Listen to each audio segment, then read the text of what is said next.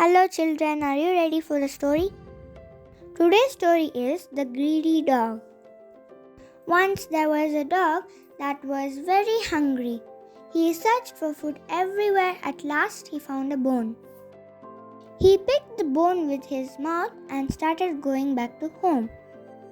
There was a bridge on the way to his home. When he started crossing it, he saw his reflection in the water.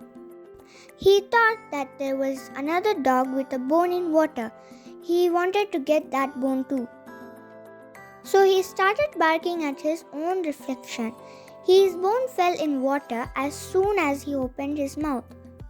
The greedy dog lost his bone. So, children, the moral of the story is don't be greedy, be happy with what you have. Thank you for watching.